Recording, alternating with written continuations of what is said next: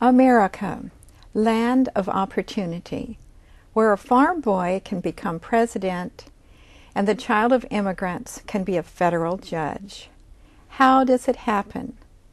With a great deal of hard work and determination, according to our esteemed guest, Senior United States District Judge retired, the Honorable Robert P. Aguilar.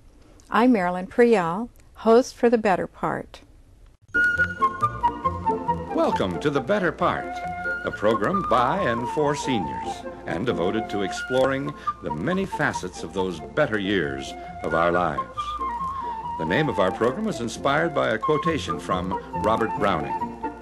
"Grow old along with me, the best is yet to be, the last of life for which the first was made." Now, sit back and enjoy a program made especially to provide seniors with useful information, plus some lighter moments to brighten your day. I'm extremely fortunate to have as my guest Judge Robert P. Aguilar. Welcome, Your Honor. Good morning. Your parents immigrated from Mexico, settled in California. They had 11 children. 9 of them survived to adulthood, and they all worked their way through college and became successful professionals. And I wish that you would give us a kind of a background of your parents. Well, my parents, as you stated, were both born and raised in Mexico in the same little village in the state of Michoacan, and grew up there. My mother went to 2 years of school. My father had no schooling at all, never had any form of schooling whatsoever. And my father, at age 17, left Mexico and came to the United States. At that time, the flow of immigrants to the United States was done very easily. They just crossed the border, registered at the border, and came into this country and returned whenever they wanted to and came back without any problem. It was sort of an open border, like the border between Canada and the United States today. My father came into California, went into Louisiana, became a cowboy, then came to California and settled in Madera, California, and worked in a lumber mill. And later he went back to Mexico to marry my mother and brought her here to the United States, and then lived in Madera and raised a family. And then you were not born in Madera, though, were you? Yes, I was born in Madera, California. Mm-hmm. And then you later they moved the family to Pittsburgh, where the family was ultimately raised. Mm-hmm. What kind? Did you have a huge house with all those children? Oh no. We lived in a subterranean apartment, and it was 2 bedrooms and a kitchen and an indoor bathroom with just a toilet facility, no wash basin, no shower, no bath. And you had a backyard, though? Yeah, we did have a large backyard, and it was an apartment building, and the owner was very friendly with my dad, because my dad had abilities as a carpenter, electrician, and so forth, and he would help this man in his construction work. So the man let us have the whole backyard for the apartment building. We were the sole tenants that could use the backyard, and we had goats, chickens, and rabbits, and we had a garden. Well, I'm kind of curious about how your father, being the head of this large household, what kind of person was he? My father was a very strict parent, very strict. He had us toe the line. I didn't learn until later that when I became a parent that I couldn't understand why he was so strict with us. I understood then after I had children, because in order to manage your children, you had to be strict. If you had 9 children that you were raising at different ages, you had to be strict in order to keep them in line, keep them out of trouble, keep them from being hurt. He actually, though he didn't have an education, you've told me in some conversations that he did learn to read. He read the newspaper, and he spoke several languages. My father spoke 9 languages fluently: English, Spanish, Portuguese, Italian, the Romance languages, and French, and he spoke German and Russian. because he worked in the riverboats in Pittsburgh between San Francisco and Sacramento and Stockton, and he learned to speak with the Chinese and the various other nationalities that worked on those boats and in the community. So he could speak those languages. He could read English, and he could read Spanish and Italian, but he could not write. And I did not know that he couldn't write, because he would sign my report cards and he'd sign his checks, but that's all the writing we ever saw him do. But when I became a United States District Judge, my mother asked me if I would talk my father into becoming a citizen. She had become a citizen way back in 1948, and she wanted him to become a citizen. So I had obtained all the applications and given them to him and asked him to fill them out as far as he could, and I would come home one weekend and help complete them. Well, he hadn't done any of it. And I asked him why. He said, well, I was waiting for you to come. And then in the process of filling out these applications for citizenship, I determined in my own mind that he couldn't write. You told me one cute story about the routine that your parents had when he came home from work every day. Oh, yes.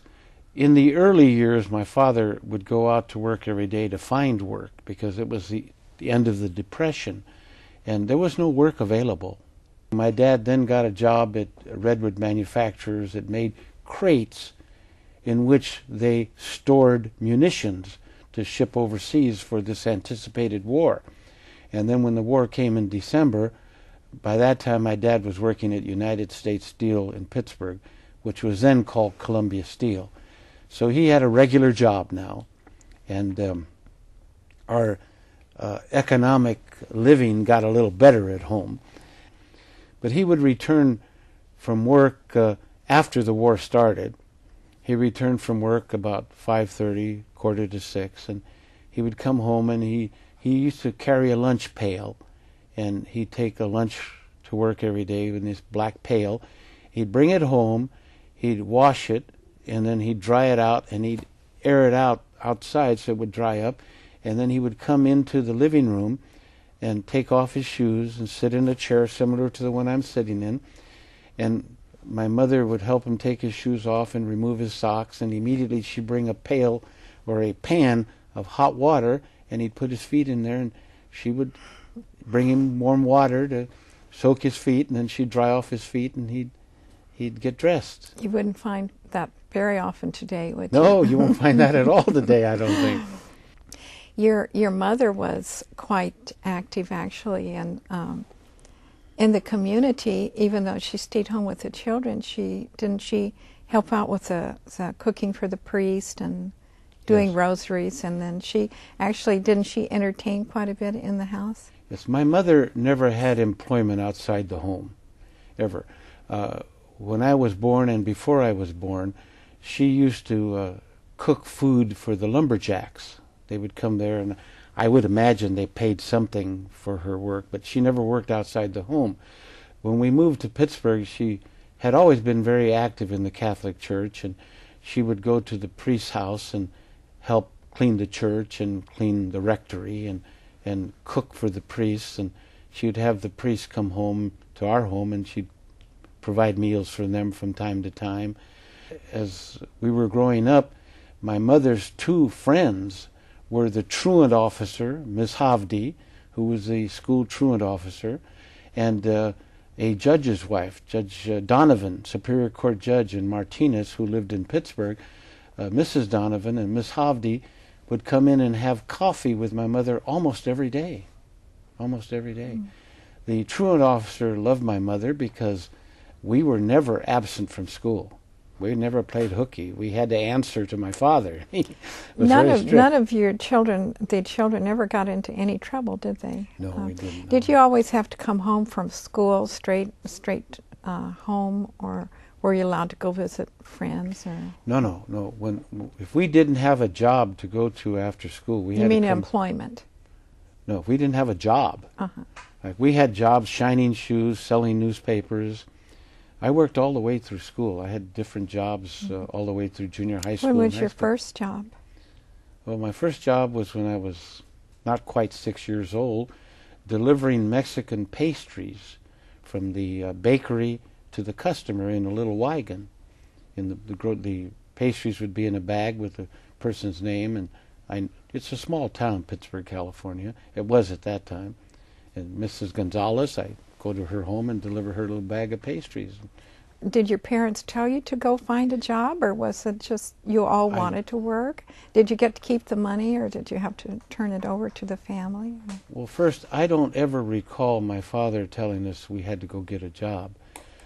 My older brother, Charles, the older surviving male in the family, always had a job as long as I can remember, and because he worked, we thought we had to work. And the job I had in the bakery, this man needed somebody to deliver it, and he mentioned it to me, and I said, sure, I'll do it. At 5.5 years old, I'd get up at 5 in the morning, go deliver pastries. The money we made, $2 a day or 80 cents a day or whatever we made, we brought home and put in the proverbial cookie jar, and my mother would use that money for us to live on, and saved money to buy this home that we ultimately all moved into. Did you go to church as a family?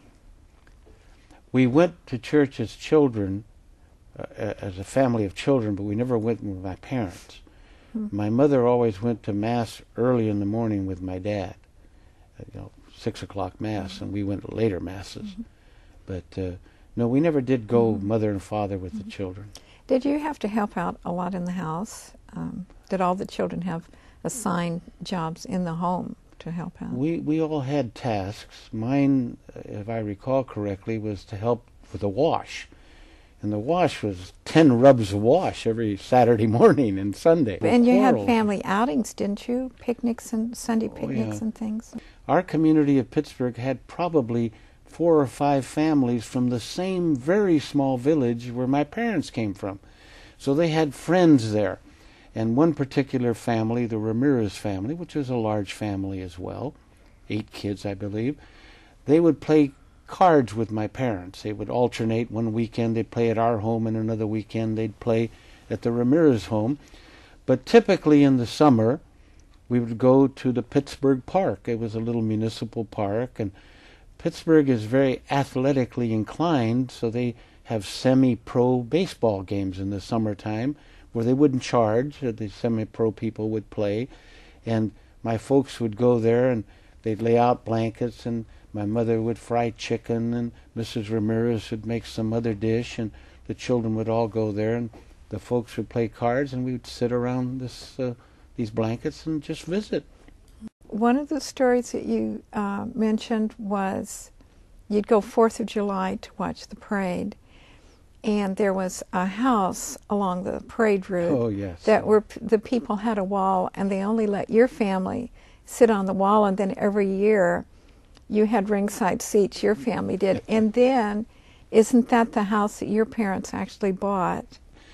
They had lived there for many years, and when they died, they left the property to their daughter and son-in-law with the instructions that, if you ever sell this house, we want you to offer it to Mr. and Mrs. Aguilar first. They'll have the right of first refusal. And years later, they offered this home to my parents because they had built another home themselves, a new home, and they offered it to my parents, and my mom just loved this house, and that's where she lived until she died. You told me one thing that I thought was really nice about how one Christmas, I think, your family was taken to the armory, and you were given a coat, and you made a vow when you received the new coat. Would you tell us about that? What it was, we were on welfare, but welfare in those days was not a lot like what welfare is today. That coincidentally, where the welfare wagon, a big truck, would come, and it was right around the block where my parents lived ultimately, that one house that they bought there from these friends. A big truck and trailer would come, and they'd give us food. They'd give us a 100-pound sack of beans and a 100-pound sack of flour, powdered eggs, powdered milk, fresh fruit in the summertime, and they would give us all these things. And when my dad got his first job after the Depression and just before the Second World War, he told us kids, we don't go back there anymore for welfare. That's it. We're through. I got a job now. So that ended that. But when I was a young boy, I remember these people came in a bus, and I would presume there was the Department of Social Services or its equivalent then, and they took us to a place in Oakland. And here was this warehouse with all these clothes and shoes and coats and stuff, and they outfitted every one of us. And they gave me an overcoat, the first overcoat I ever had, and shoes and pants and stuff, and even a cap. We even had a little cap. And I was shocked to get these clothes, but I said, after my brothers explained to me who it was that gave us these and why they gave us these clothes, I said, well, someday, if I ever earn enough money and able, I'm going to pay back poor people for this. And that's really been my whole object in life, is to serve the community, help the community wherever I could. I know you've done a great deal. I know that throughout your career you have done so many pro bono cases, free I still do them today. I know you do. Many, and you're very, very well loved in the community. You're considered a very kind and gentle soul. But you really struggled getting through college. There were no scholarships or student loans at that time, so you had to all your children had to earn your money to pay for all your tuition, your living expenses, and everything to get through college. And I know that you did marry young. You married a neighborhood girl, and you had a couple of children, and you had to work several jobs. You were taking also accelerated classes so you could graduate early. You were really burning the candle at three ends. I'm paying for it now. But I mean, you struggled, you worked really hard with all these jobs to get yourself through school. And you graduated from Hastings? Yes, I attended the University of California at Berkeley. I graduated in 3 years. I took 21 units a semester. I married my second year in college, so I had one child about 18 months later. And it became difficult once you have a child, Mm-hmm. And so I figured I can't go 4 years, so I'll accelerate my classes and then work a year between college and law school and go to law school. Mm-hmm. I qualified for several academic scholarships, but there's so few, they're usually given to people whose parents have graduated from the university themselves because they have some family record. So not having anybody for a record there, I couldn't get any scholarships. I tried for them, and I thought I was qualified for them, but I couldn't get them. And then after I worked a year between college and law school, I went to law school, and I worked there. You had a couple of illnesses during your school years? Or? In law school, I got pneumonia twice, and was quite ill. I thought I was a goner once, but I survived it. But it was because I was only sleeping 3.5, 4 hours a day and working about 80 hours a week. When did you actually graduate and pass your bar? Graduation was in 58. In June of 58, July of 58, I went into the hospital with the bleeding ulcers, and I was in there for 28 days and then home for 6 months. So I couldn't take the bar for a year. So I took the bar in 1959 and passed and was admitted in 1960. And then what happened after about 19 years of practicing privately? Well, I became Jerry Brown, the governor of the state of California, after his father, appointed me to the California Superior Court, and I was on the Superior Court 3 days, and then I was appointed by President Carter to the United States District Court. But appointment of persons to federal office, particular federal offices, require a Senate approval, and it takes a process, it takes a period of time to submit your name to the Judiciary Committee of the United States Senate. They conduct hearings and investigations, and then they take a vote on you. When I was nominated by President Carter, first my name was suggested by Senator Cranston, Alan Cranston, then the senior senator of the state of California, to the president. The president nominated me, and the Attorney General has to approve all nominees to the federal bench before the Senate will even conduct its hearings. So I was then approved in April of 1980 and went on the bench in April of 1980. What are the duties of a U.S. district judge? The duties and responsibilities of a United States district judge are set forth in the Constitution or in the laws of the United States as promulgated by Congress. They change every year. The jurisdiction is increased constantly, so that federal courts now have a vast jurisdiction, and each year it increases more and more as we create new rights and liabilities under federal law. But basically, any litigation in which the United States or any of its agencies as a parties must be in the United States District Court. Any litigation arising out of the Constitution and the interpretation of the Constitution of the United States and its laws must be in the United States District Court. Any suit between the several states has to be in a federal court. The U.S. District Court, and there's one in every state, every 50 states, and each of its Guam, Saipan, Puerto Rico, they all, and Samoa, American Samoa, all have United States District Courts. It is the basic trial court of the United States, although we have what we now call administrative courts. We have a court of claims, we have a military court of appeals. They're administrative courts. They're Article I courts. I'm an Article III judge, Article III of the Constitution. I'm a United States District Judge.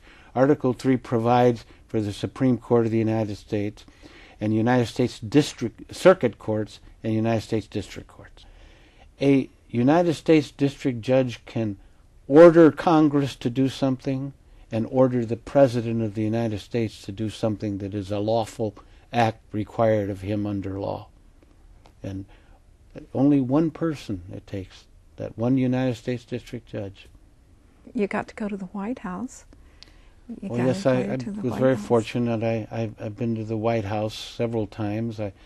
I was asked to go there. Well, first, when you're nominated by the President, he may call you and ask you to come there to be interviewed by him, or to be invited to a dinner after he's nominated. But I was asked by him to go up and swear in a sub-cabinet member. So I went up there, and when I was there for the ceremony, all the seats out in the North Portico were all taken. And President Carter's daughter came out, and it was late. She had no place to sit, so I had her sit. I was in the front row, and I had her sit on the lawn between my legs, and she was propped up on my knees, and she liked me. She was just a little girl, but only little girls like me. Older women don't. And told her dad that she'd like to have me back, and there was a reception right after that, and I chatted with her, and then about 2 months later I get a call at the courthouse, and he's inviting me to come to dinner because Amy wanted me to come to dinner, so I was invited there to go to dinner. That was nice. So it was quite a thrill. Mm-hmm. Well, you've been retired a few years, and as you said, you're still doing a lot of pro bono, and I know you're still practicing. You're doing some high-level cases as an attorney now, but you also have a couple of hobbies, and one of them is, I think this fall you planted 500 flower bulbs. Yeah, I used to have a more active horticultural hobby. Now I'm too old to kneel down and dig the soil and all, but yes, I did plant over 500 daffodils and tulips. I have about 40 varieties of tulips and 20 varieties of daffodils. You would think the daffodils are all just these yellow daffodils, but no, they're different colors. Some of them are green. To my surprise, they're green daffodils, a nice green lighter than your jacket, but a pretty green. Do you also have a much-loved coin collection? I have every coin minted by the United States from 1963 to the present time, except for gold coins. I have 3 or 4 gold. They're very expensive, so I don't have all the gold coins, but I have all the silver ones. I have a stamp collection, too. I have every stamp printed by the United States since 1963 to the present time, commemorative and the regular stamps. Do you have anything you'd like to say to the youth of today about how to achieve your goals, how they should go about achieving their goals? Well, I think the most important thing that I can really tell children of today is mind your mother and father and other adults that are around you. Because if you do that, then you will lead a clean and honorable life. Also, you should get an education. An education is most important, and it's foremost in any advancement in any career in the United States or anywhere in the world, because that'll give you a good, clean, honorable life, which will lead to rewards beyond your imagination. And last, the final thing. What do you think of America? Well, there is no place like America. I've been all over the world. I've been very fortunate. As a lawyer, I made a good living. As a judge, I made a living wage. Federal judges are grossly underpaid. Judges of any kind are underpaid. As a lawyer, I made far more money than I ever made as a judge. But I was able to travel the world, and I've been in impoverished countries.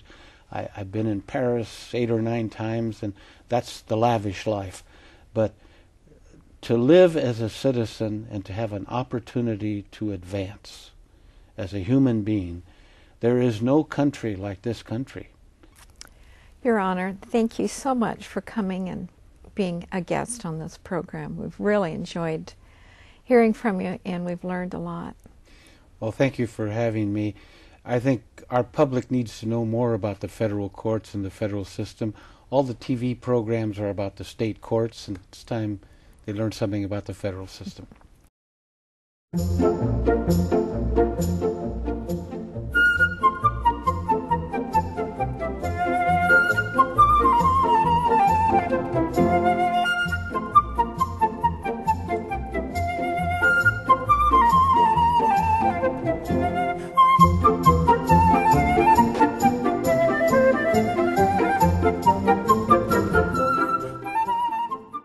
You can contact us through the Cupertino Senior Center. That telephone number is 408-777-3150. We also have a website. It's www.thebetterpart.com. Thank you again, and we'll see you next time.